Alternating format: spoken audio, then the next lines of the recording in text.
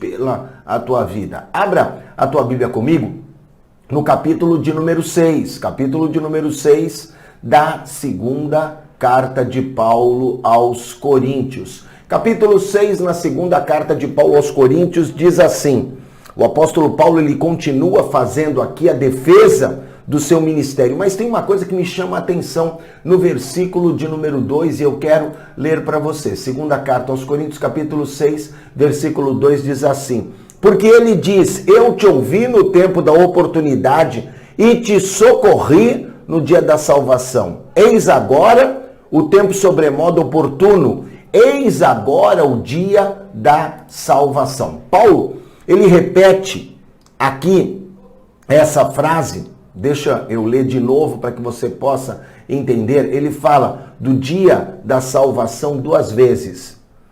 E no original isso tem uma conotação de, olha, prestem atenção, estejam atentos. Por quê? Porque o tempo é agora o dia da salvação. Paulo chama a atenção não apenas da igreja de Corinto para isso. Paulo chama a atenção a mim e a você. Ele fala para a igreja, prestem atenção. E ele fala para nós, prestem atenção, porque hoje é o dia da salvação. Hoje é o dia de nós pregarmos a palavra. Hoje é o dia de nós darmos a nossa vida como Paulo fez, pelo ministério de Cristo, pelo reino de Deus. E eu fico imaginando, se o apóstolo Paulo convivesse conosco hoje, Paulo ia usar massivamente as mídias sociais para lembrar as pessoas que, olha, a nossa vida espiritual é importante. E o dia da nossa decisão a respeito de Jesus Cristo deve ser agora. Quantas vezes que nós ficamos aí procrastinando e adiando? Inclusive, essa questão de procrastinação, ela é tema muitas vezes de palestras para que as pessoas possam ter sucesso. A procrastinação é o grande inimigo do teu sucesso. E outro dia, conversando com uma garota lá do trabalho, a Paula, ela falava assim, olha, porque a pastora, eu não sei se foi a pastora Helena Raquel, a pastora Camila Barros, mas uma pastora falou assim, não, ela estava falando sobre procrastinação, e ela falou, né, que para vencer a procrastinação você precisa acordar cedo. Perfeito! Mas eu ainda comentei com a Paula o seguinte, que muitas vezes um grande vilão da procrastinação na nossa mente é aquela coisa de você ficar negociando com o despertador. Mais 5 minutinhos, mais 5 minutinhos, mais 5 minutinhos. O que é que eu estou fazendo? Eu estou adiando. Ora, coloca então o relógio para despertar naquele deadline já. E aí você dorme tranquilo. E às vezes você negocia 5 minutinhos que vão fazer falta para você, porque se você perder o ônibus, não vão ser 5 minutinhos, aí já vai ser talvez 20, 30, 40, eu não sei qual é o intervalo aí do teu ônibus, mas pode acabar custando caro, não é verdade? Pois é, 5 minutos é mais do que suficiente para a porta do avião fechar e você perder o voo. Então, eu estou falando aqui de coisas que são naturais. Quantas vezes que nós adiamos os projetos de Deus? Hoje é o dia da salvação. Adiamos de falar para uma pessoa, gastamos tempo no TikTok, rindo com os vídeos engraçados. E eu vou dizer para você, não tem problema nenhum de assistir um vídeo engraçado, não tem problema nenhum de você assistir uma série no Netflix, um filme no Prime Video, não tem problema. O grande problema é quando nós procrastinamos as nossas decisões para com o Senhor. A nossa decisão a respeito de Cristo. Bispo, eu já entreguei minha vida para Jesus. Ótimo. Louvado seja Deus. Agora é tempo do quê? Agora é tempo de nós propagarmos a palavra.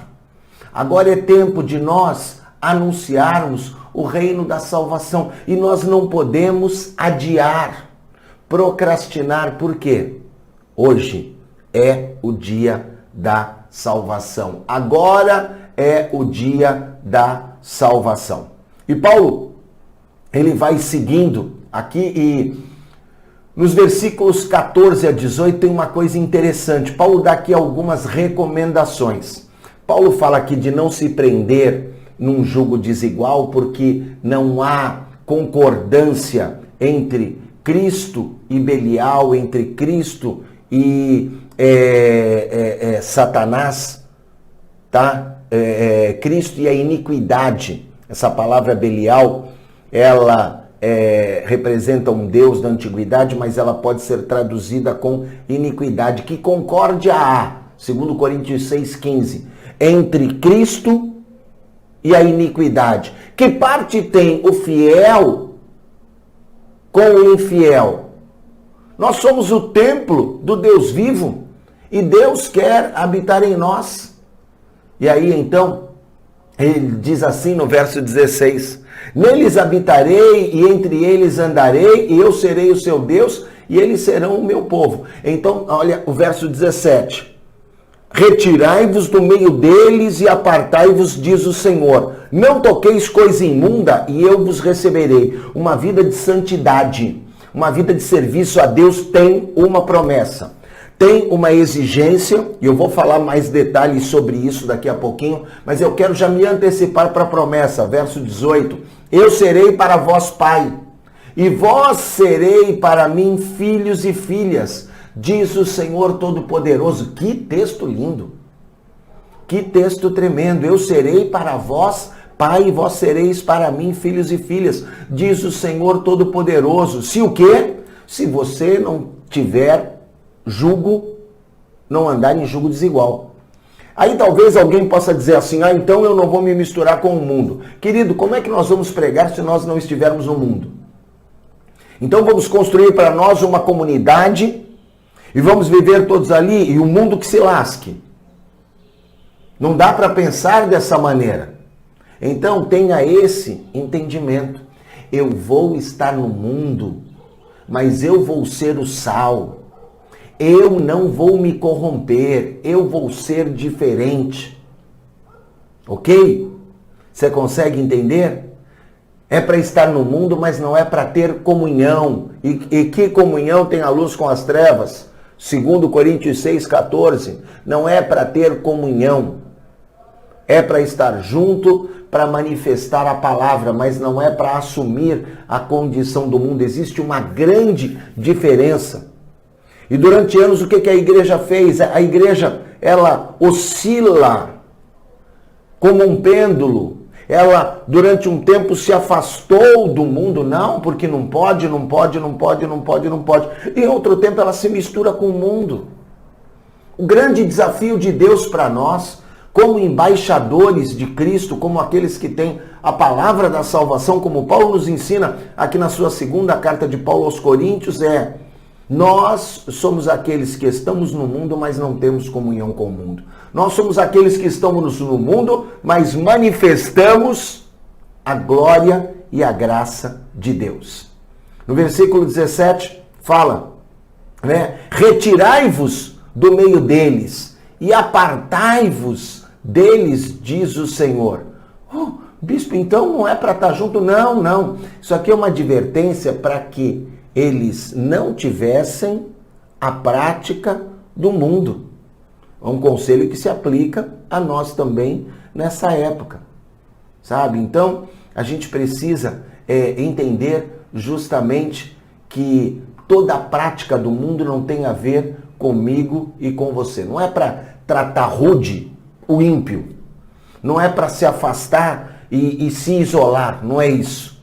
Não é para se negar a conviver com ele. Sal só é sal se tiver em contato com o arroz insípido.